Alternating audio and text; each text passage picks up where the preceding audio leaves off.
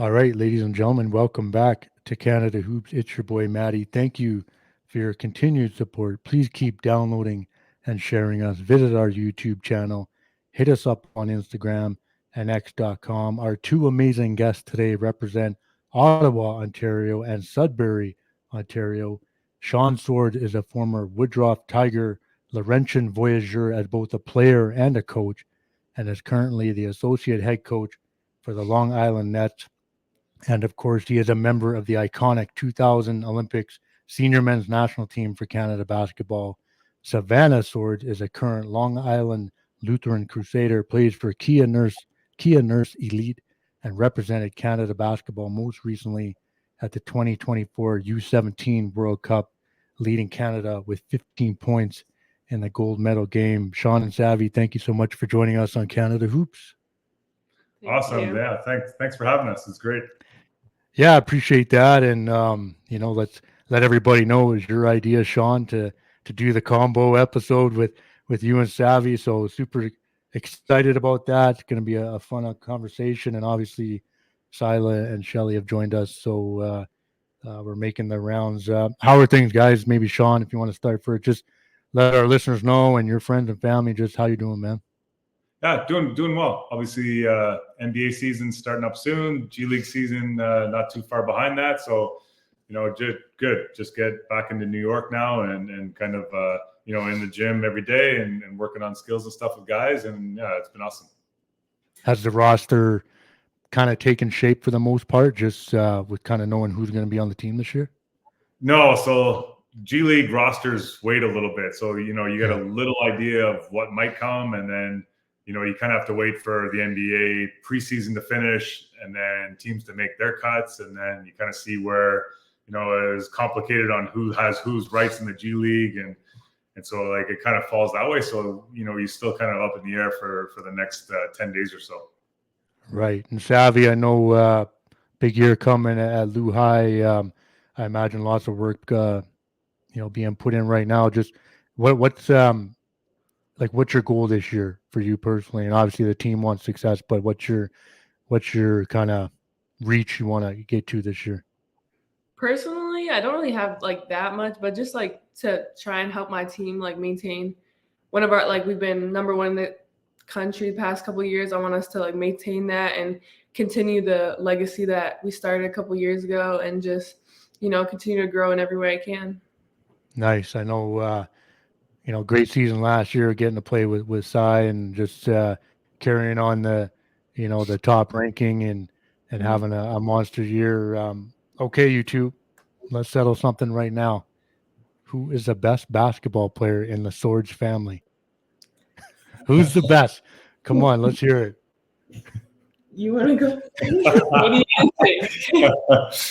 Oh, we haven't heard it phrased quite that way on who's the actual best. But. Well, I mean, I imagine that the games are tough, but like let's put it out there. Who's the best player? The individual competition is tough. The best player is tough. It's hard between Sila and Savannah because they've already reached goals that I only dreamed at their age or was hoping maybe sometime down the road I would, and they're already at it. So I'm clearly fell down the ladder now, and it's just it's a battle between Sai and Sav, who's the best player. Yeah, we haven't gone head to head, Sila and I, in a while, but it's pretty even, I would say. Yeah, it's close. Yeah, I mean, kind of been teammates the last while, and I'm sure a goal down the road is to play together again for Canada. So that's, I guess luckily for Canada basketball and Canadian fans that we don't have to see you guys on separate teams too much. What I know, did I see you guys were at the WNBA finals game last night? Yesterday? Yeah, we won. Yeah. Just talk about that, Savvy, what that's like and getting that opportunity, and obviously in the backyard, but I know Canada basketball highlighted you and Sila was able to get home, but just talk about being there and taking that in, because I would imagine like the W's a goal, right? Yeah, for sure. Like I hadn't been to many WNBA games like before we moved to New York, but just like seeing videos, I saw this one thing and it was like the W in the 2019, not very many people, and then just to see like the Barclays Center hit a record of how many like attendance, and just to see like the crowd, the energy there, it was incredible. It was really fun to be there. Like we had our seats all in the nosebleeds and everyone like it was packed. It was awesome. Yeah, and then like, were you cheering for the Liberty, or are you cheering for the Lynx because of BC? Like what, or hoping BC had good moments, or who are Yeah, you rooting for? I was cheering for the Liberty, but when Bridget would make good shots, I wanted her to play well and have a good game. Yeah, I like that. I thought that was cool, and I appreciated the highlight that they gave you in Sila through Canada basketball. Shawn, man, take me back, just kind of how the game started for you, and I know you were a good hockey player as well, and just talk about basketball kind of taking shape for you, to start that journey, man. Yeah, I mean, really, like I think, like most people, it comes from somebody in your life, whether it's a family member or somebody in your circle that gets you involved. For me, it was family. My two sisters played basketball, and so we had a hoop in the backyard. My brother played a little bit, but he was more of a hockey guy. So it was really just trying to, I'm the youngest of all, so I just wanted to hang around with my siblings, and so that was an opportunity, was to play basketball with them. So that was how it kind of started for me, just in the backyards. And then finally, get into like grade 7 or 8, maybe playing on a team. But like you said, like hockey was still my first sport until university. But yeah, it was definitely my family that kind of, again, started with me just wanting to spend more time being the younger sibling, wanting to hang around with his older siblings and looking up to them and just trying to emulate whatever they could do. So, that's kind of how my journey started. Did you have a player you kind of really liked at that time? Like obviously you're seeing siblings play, or maybe people in the community or in the city, but was there some player you'd like kind of idolize at that time? Yeah, well, I think I would even go to NBA size. It was like Jordan or Dominique Wilkins. Actually, I was Cool. kind of in between the two of those guys, watching them in the NBA. Everybody kind of liked Magic and Larry, and I call myself a natural contrarian, so I kind of go against what everybody does, even when sometimes it's not in my best interest. But I kind of like, what? I like Dominique. I like his style of play. Obviously liked his dunks. So it was, I definitely thought about him a lot. And then college-wise, I just loved Larry Johnson from UNLV. Like he was just, and I joke around saying like my game is the complete opposite of Larry Johnson. I'm unathletic, right? Maybe the same. We can't shoot as well, but it's he's one of the guys I looked up and loved watching him play. I think locally it was always just guys that I played with. I just wish I had some part of their game that I could add to my game at times. But yeah. Savvy, what about you? Is there a player right now that you're, taking pieces of their game too? Like you see a lot out there. We talked about being at the W finals last night, but is there a player that you really like right now? Yeah, I feel like Brianna Stewart's just like an amazing player. She works hard, kind of like 1 through 5. She could play anything, guard anything. I feel like I try to pick her and try to watch her and take as much from her as I can and put it into my own game. Yeah, she's a hell of a player, and one of the see why she's one of the all-time best in my opinion. She gets it done at all levels, like you said. She's really good. Shawn, just talk about like winding up at Laurentian, man, because you go there as a player and then obviously you end up as a head coach. A lot of history for you and your family there. Just talk about that transition and getting to Laurentian, man. Yeah, so was like I said, I played hockey almost all the way through, so I was going to keep playing hockey potentially in the university or OHL, or even in the US for scholarship. And it just, near the end of my high school career, I decided to stick with basketball instead of hockey. And so not a lot of schools were recruiting me, nor should they have. I wasn't necessarily crazy, unbelievable at any point. But my sister, again, it comes back to family. My sister went to Laurentian, so she was already there, and she was going into her 3rd year. I think it was 4th year. And that was kind of the big draw. I loved the coach there, who was Peter Campbell. I just loved his style. So that drew me into it. And then just making sure my sister was there, and some of her friends I had known already before too. So I had a little bit of a friend group that went to Laurentian. But I would say it was a mix of my sister Carolyn and Peter Campbell. Dave Smart was my club coach in high school in Ottawa. Wow. So Dave and Peter are kind of very similar. Like they're very demanding, old school type of coach, where like we're doing it this way and we're working hard no matter what. And so I think I was drawn to that for sure. And you know, a lot of success there, like second team All Canadian honorable mention, tournament All Star, you know, for the CIS. Like, um, what, you know, best memories there, and teammates, and just and moments, you know, because that's a special time for a lot of players, right? Yeah, yeah. I mean, I don't know if I have one single moment. I just loved playing there. Like I just love the I guess the culture that Peter Campbell instilled in Laurentian players. Like we always felt like we're the underdogs, and for most times we were until I think my last year. I think we were ranked number one for a good portion of the year, but you know we were going into every game like we were the underdogs and work hard and you know play together and we can beat anybody. And so it was kind of us against the world, and I just love that mentality. But I think what you mentioned there at the end is the important part. Like the teammates were like huge. Like we just all enjoyed it. You know, the ups and downs. You know, I'm still really good friends with a bunch of players on the team. My best friend is Jason Hurley. He's the women's coach at Laurentian right now. When I started to coach at Laurentian, he moved back to Sudbury to start coaching with me. Corey Bailey was on that team. He's still in town. You know, we still have the group chat. I'm sure you do on some of your teams where, you know, we're all in that. Dongelmans, you know, Adam Dusome, you know, Kevin Gordon, Leon Sutton, Dwayne Burton, like all kinds of guys. We're just still Joey Turco, Patrick, like Pat Duggan. Like there's all kinds of guys we still talk to there. So those like, Awesome. can name everybody. the hands, like that's like for me is what's important, not like not just the maybe one game or any of that. So that's kind of something I love the most. So I want to ask, you got a couple years away, Savvy, but you are ranked in the top 100 for the class of 26. Um, so you don't have to say anybody, but in your mind, do you have maybe right now some short list of schools that you want to go to and looking at? Like, are a couple standing out? I'm not trying to jam you up, but is there a couple that you think that are ideal right now?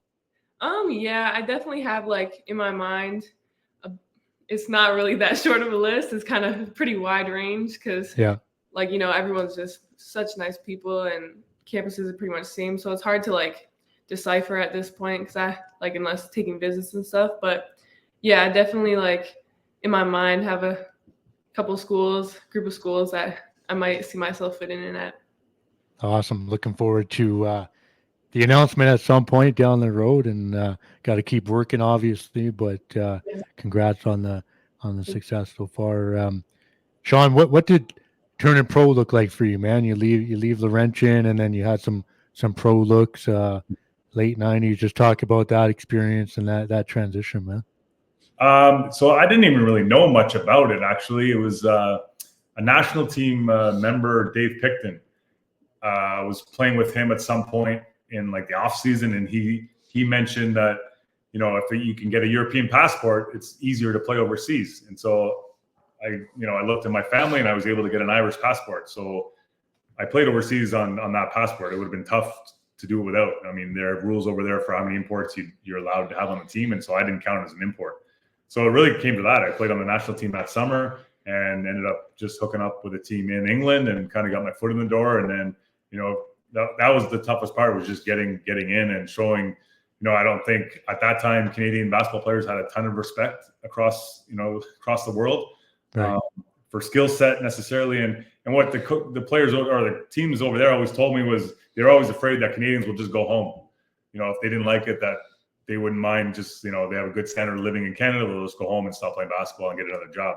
So that was a little bit of their fear too, outside of the skill stuff. So, you know, I got the passport and got an opportunity, and you know, I loved it. You're playing basketball. So, you know, it kind of opened the door that way, and I had some success. I'm a team first guy. And so I think that, you know, that bodes well for the European style of basketball as well. So it was good.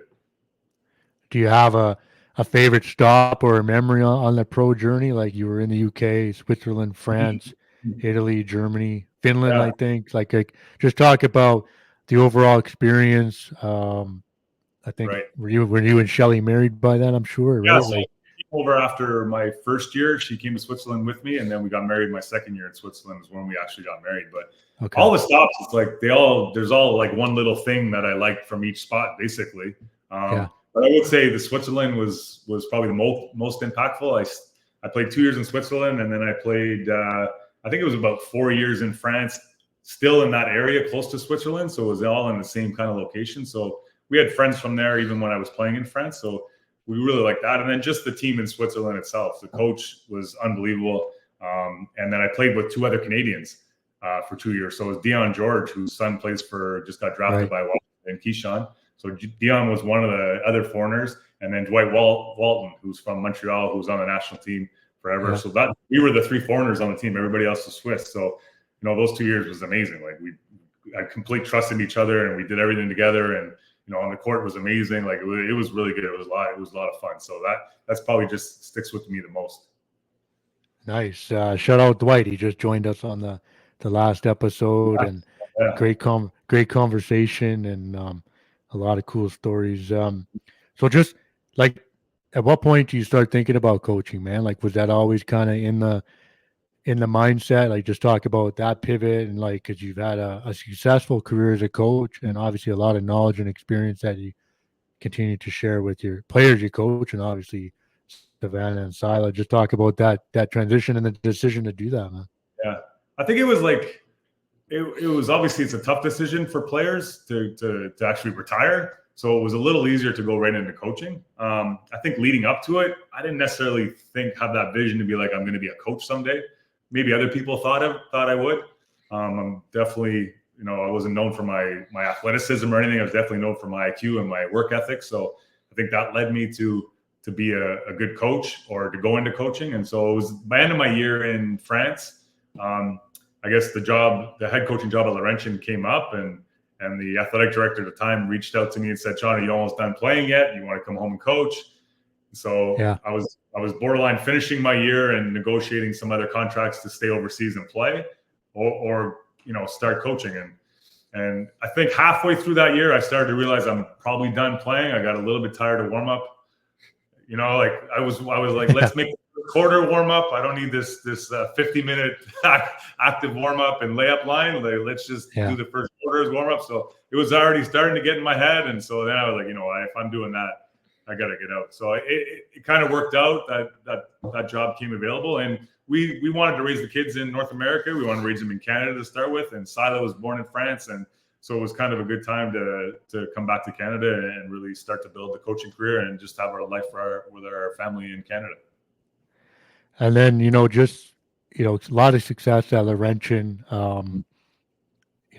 building a strong legacy there from playing and coaching, and, right.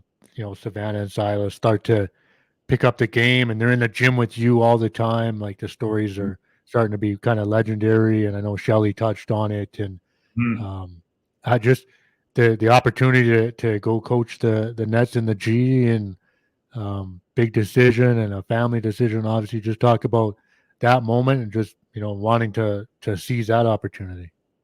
Yeah. So I mean, like you said, the girls kind of fell in love with the game, watching me coach and play with the guys in the summer and coach during the year and be at practice and really love it. And I think, right before COVID hit, I was starting to think, do I want to move on to something else? And I thought about it most summers, and it never didn't last for very long. I was like, no, I don't want to. I want to stay here. And so I think COVID hit, and it was like, you know what? Maybe we want to start thinking about something else. So I think that at that point, I think the biggest factor in it was Steve Nash was here, right? He was in Brooklyn. And so my thought process was I didn't really necessarily have the dream to coach in the G League or coach in the NBA, but I wanted to coach with Steve. Like, I wanted to be around somebody who's positive, who's brings joy to basketball, who has a great attitude. Like, I wanted to be around that. And so, that was kind of a big stepping stone for me to be like, hey, Steve, I want to come and help you as much as I can. I want to be in this environment. And, my history at Laurentian showed I could develop some players, could coach, and, my style is effective. So I think it was good for him, and it was great. It came in, and then, from there, the girls actually fell in love with Blue High, their high school. Like, okay, we're not leaving now. So we're staying here. So that was a good thing. I think for us, we talked about it before I came, because I really took a year sabbatical from Laurentian. I didn't just leave right away. So we said, we'll do it for a year and come back. And it really was at one point going to be just me, and the girls were going to stay in Sudbury. But to the girls, we talked to them about what we want to do and how we're going to do things. And Silas said it a few times. We basically almost left it up to her. It's like, what do you want to do? And she said, we're doing this. We're doing it together. Let's all go together. So Nice. She doesn't know that was the kicking point, but it definitely was a thing that turned us over for everyone to come here. And we've embraced it ever since. And it's been great. Savvy, with Dad's, long tenure now as a coach, like, I think your mom kind of touched on it, but I think she said like you and Sai are pretty like motivated, like as self workers. But what are conversations like with Dad and even Mom, just as the coaching tree, and you're working on your game and you're trying to develop things and keep your journey and your career going. Obviously, like what are conversations like with Dad, with his experience? Like, is it a bit of both as a coaching hat and dad hat? Just kind of talk about those conversations. Yeah, he definitely has both hats. Like, he won't really talk about basketball unless like we ask him to. He'll just be our dad, be here to support us. He'll come watch our games whenever he's able to. But like, he's here for us all the time for basketball stuff too. Tomorrow, even where he's going to shoot with us before he goes to work. If we have film, he'll watch with us, tell us what we could have done better, what we did well, stuff like that. He's just always like, whatever pretty much we ask from him, he'll be like, yeah, I got you right there. If he has had a long day at work, not that much day at work, he's always there.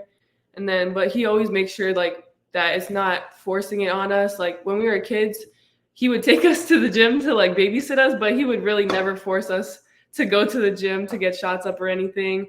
He would just kind of like give it up to us. And I feel like I kind of got my work ethic from Sila, watching her and like work hard. Also him from like watching him work in the gym, my mom too. But like definitely having him like and my mom take a step back and have us initiated and like asked to go to the gym, stuff like that, that really like leads more for my own passion to develop. Cause it's like when I want to do it, like I'm doing this because I love it. Like I want to go in, stuff like that.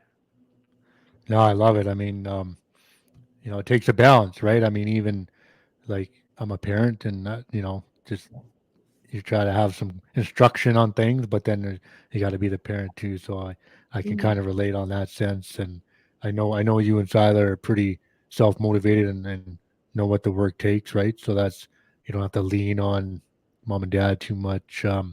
One last thing about the coaching, Shawn, like, so now that you've been in the G a few years now, like, you mentioned the NBA wasn't necessarily a goal, but is that really the next step? Like for you, is that the goal? Okay, you've got a taste of, the business and what it looks like. You want to get to an NBA bench? Yeah, I think, ultimately at some point I would like to be there. You're around the best players and, the quote unquote best league in the world. Right. So you kind of want to be a part of it. And I've been with the players, the coaches, like for sure, if it happens down the road, that'd be great. And we'll see what comes our way. I love it. Shawn and Savvy here on Canada Hoops. We love to talk Canada basketball, as you well know. We'll start with you, Shawn. Like what did playing for Canada mean for you, man? Just going back to, that iconic team, but the whole time with the program, just talk about, playing for the red and white, man. Yeah, really. I think early on, it really shaped my life. At Laurentian, when I finally decided to play basketball, making the student team the first time in, I think it was 1994. Like I was complete shock to make it. It was on one of my dream goals of my first year university was like, make the national team. And I remember Peter Kennedy was like, I don't know if that's going to happen. Like, it's kind of tough. But, it happened. So I think doing it the first time was amazing. And then being on the senior team, I just loved every moment of it. Like I still carry that aspect of my coaching style now. Is like when I go to the gym, like there's rarely a day you see me in the gym where I'm in a really bad mood. Like we're in a gym playing basketball. And so I think that's from my desire to play with the national team and represent Canada.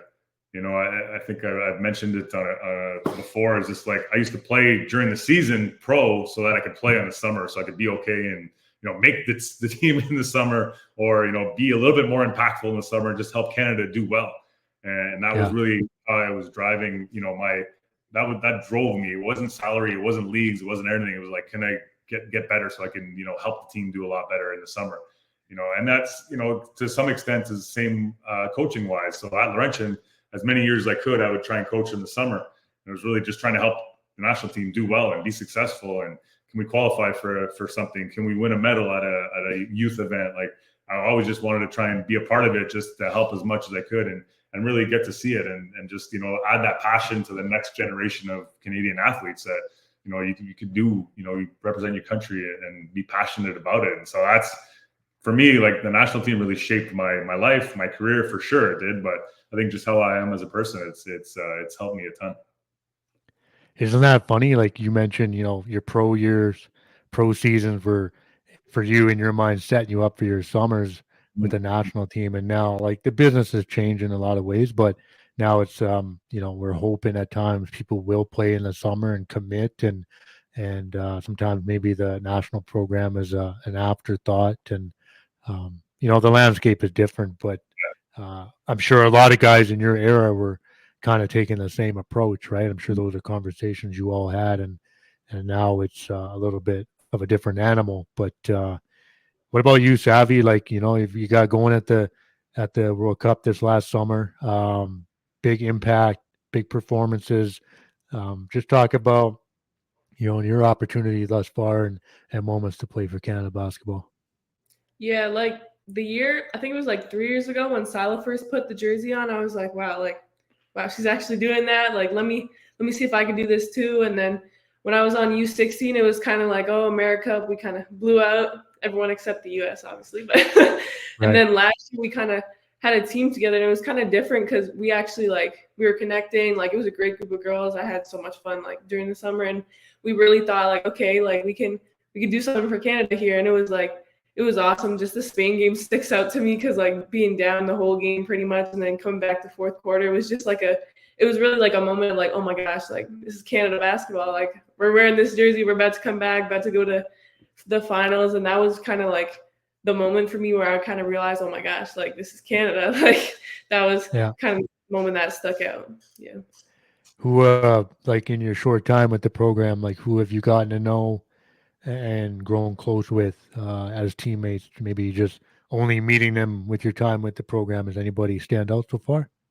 I met Agat already before, but we hadn't really seen each other. I actually did a camp with her when I was really little, and then she went back to her city, and then coming back to play together at Kia Nurse and then Canada, we kind of built a really strong relationship. We played a lot together, so that kind of helped. And then Amelia Kristevsky, she's from California, so her, and then Cece, Denaya, they I love playing with them. It was really fun growing a relationship with them. Yeah, I thought there's obviously some players on that team this summer, obviously yourself included, that are going to be mainstays for the program for years to come. There's some serious hoopers on that team. Shawn, I got to ask obviously about the 2000 team and just I guess first question, because that team does mean a lot to a lot of people, fan base, and obviously yourself and the rest of the guys on the team. But were you guys aware at that time just kind of the impact the team was having? Not only just it was one of the darling stories, if you will, of the Olympics, but just for the program too. The program seemed to take another step, and there was a lot of attention. Just look how great these guys are playing. They're on this run. When you guys are down there in that moment, was there a lot of conversation or awareness about that? No, not really. Obviously, different age with social media and stuff. There was internet and email a little bit, but not. So, we heard little bits of it. I remember Jay saying we're doing some good stuff. He was a very positive coach, so we'd get it dripped in a little bit that you guys are doing great stuff. But that group itself made a conscious decision to kind of stay together even more. So we did one family thing, I think, before the Olympics started in Sydney, and then after that, it was we're not branching out to go do stuff. We're doing everything together. So in the village, we went to eat together. If we weren't eating, we're at practice, or we're playing cards. There's guys who play music, but we'd stay together. We didn't go and go see other events or go visit other people anywhere else kind of in the village. So, we kind of kept ourselves and enjoyed that process. So yeah, we didn't really hear much about it. We just, we always just kind of think the next game, what's the next game? And that's how we went about it. Yeah, I remember like I think you could send emails, and that was 2000. It was still kind of like somewhat new, and you could Right. send emails of support.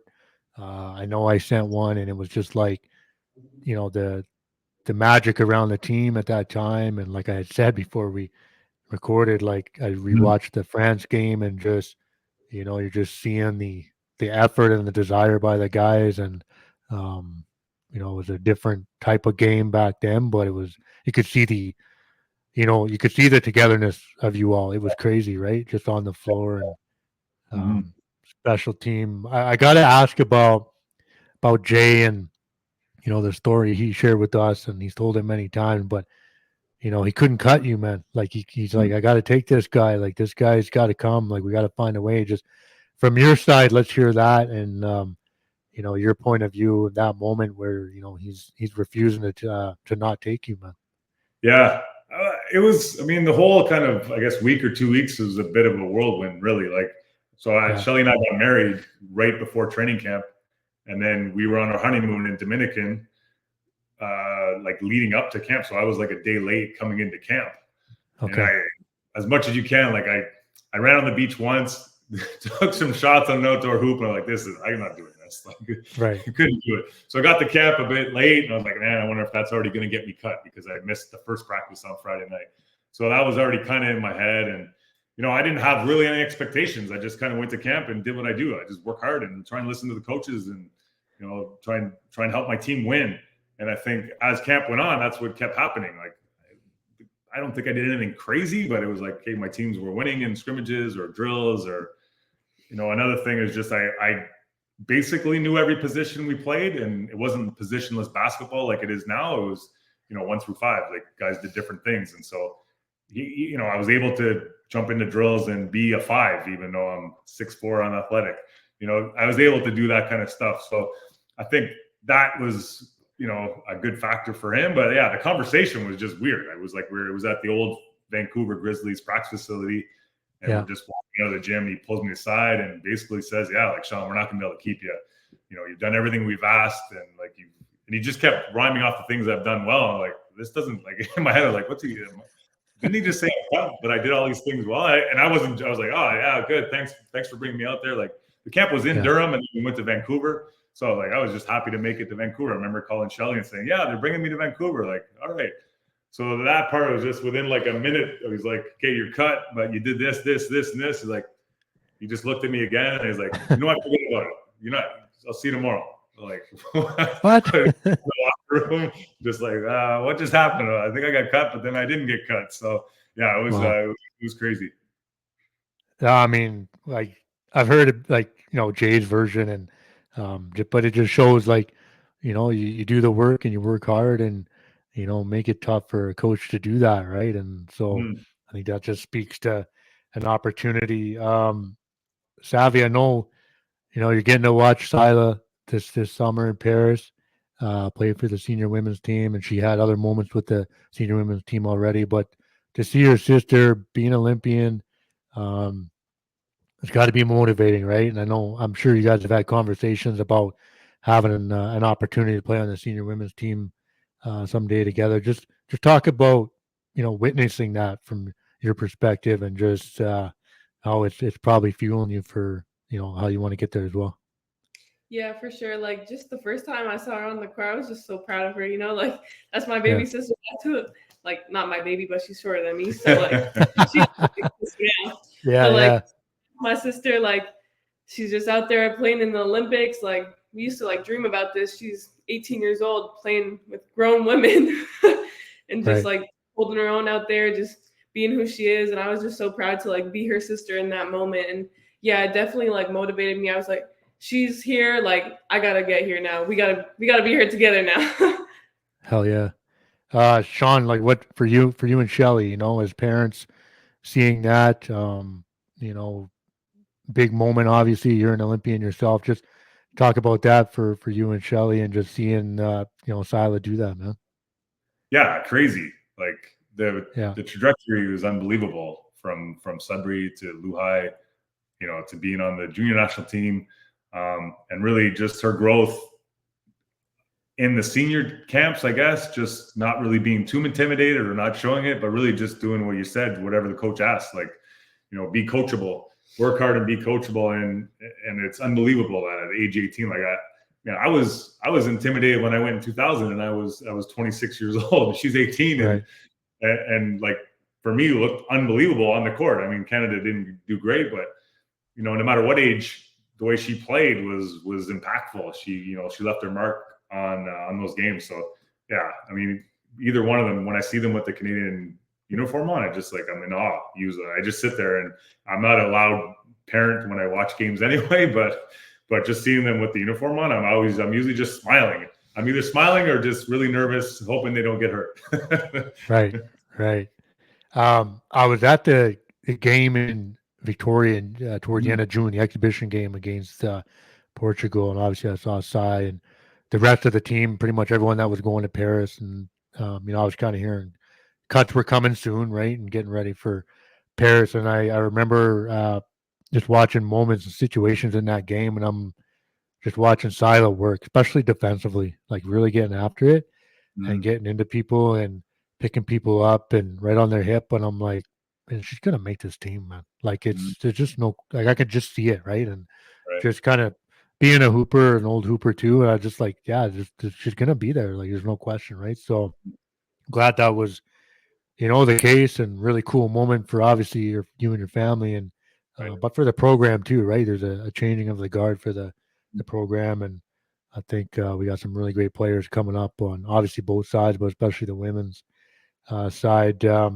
Okay, Shawn, I got to ask you real quick. Steve Nash, ultimate teammate, both on and off the floor. Just getting to play with him in Sydney. Just talk about his impact on you, obviously, and the game as a whole, man.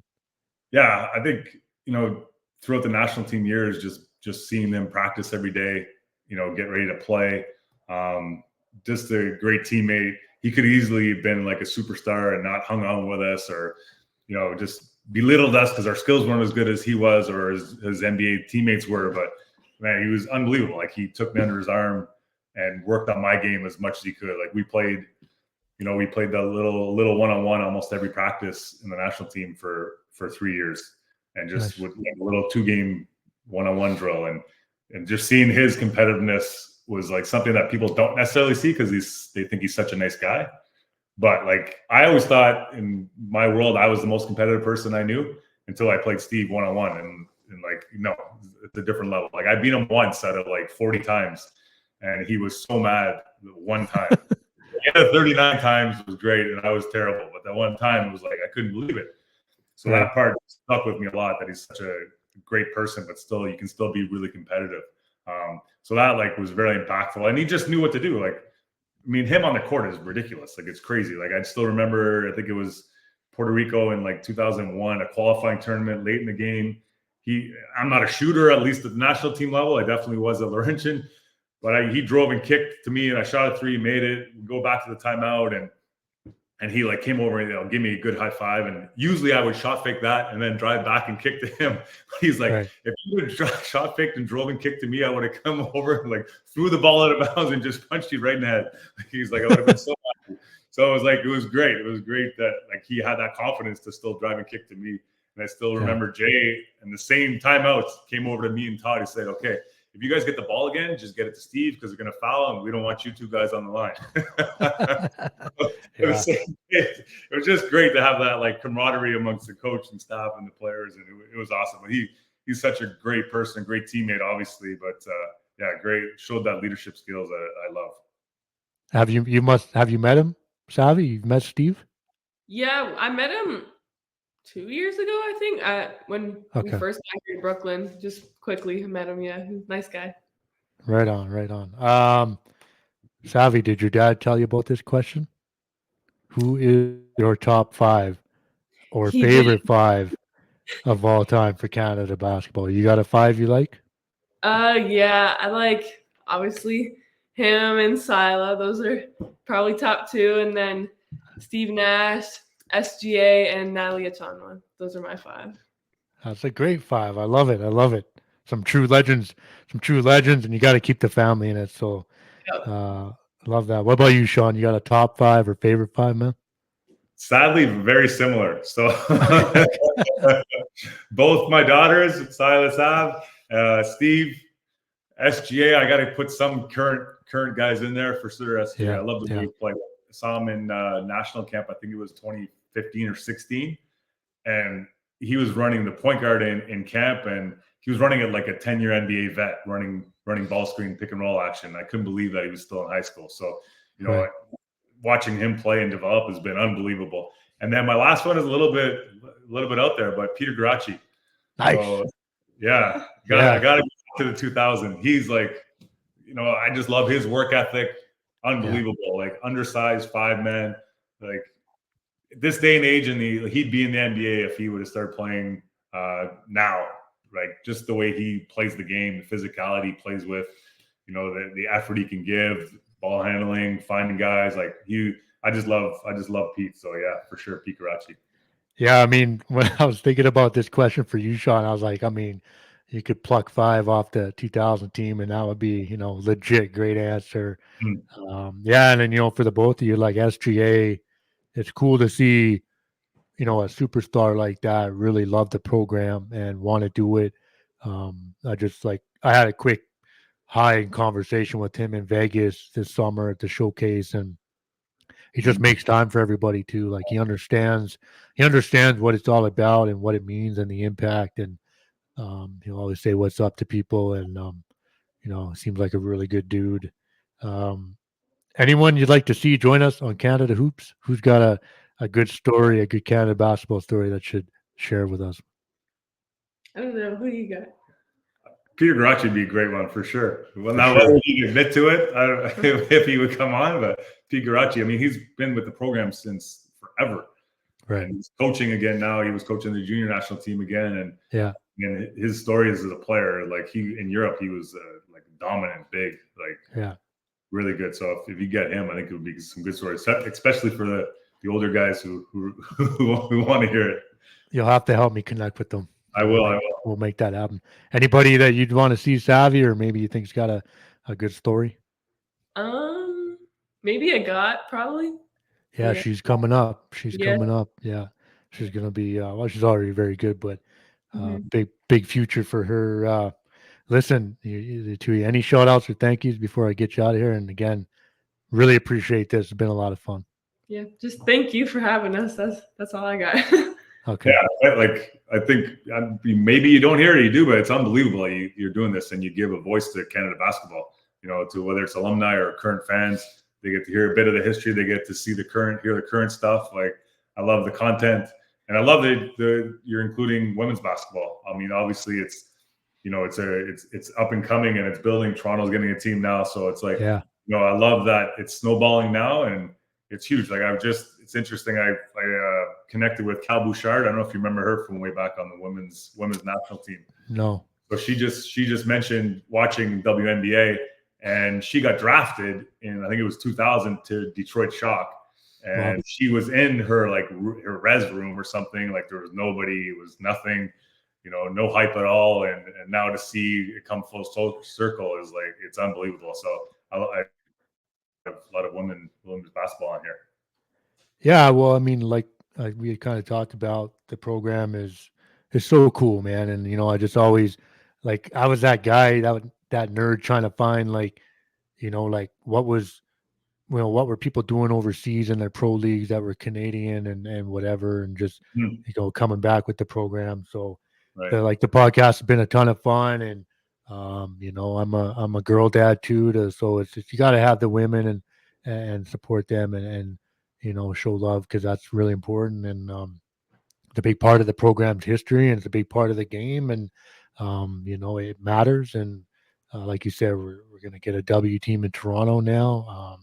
A lot of our women players are kicking ass all over the world, so it's nice to see, right? And so it's been a lot of fun and a privilege, and we're just trying to keep it going, and we can't do it without the guests. So thank you guys. Really appreciate it. Everyone sharing their story, and we want to thank you guys again so much. Yeah, Yeah. thanks. Thank you. That's a wrap on another episode of Canada Hoops. I want to thank Shawn Swords and Savannah Swords for pulling up. Thank you for listening. Remember to rate and review us wherever you get your podcast. Check out our YouTube channel. Hit us up on Instagram and x.com. Keep supporting Canada basketball and our Canadian Hoopers. And we will see you on the next episode.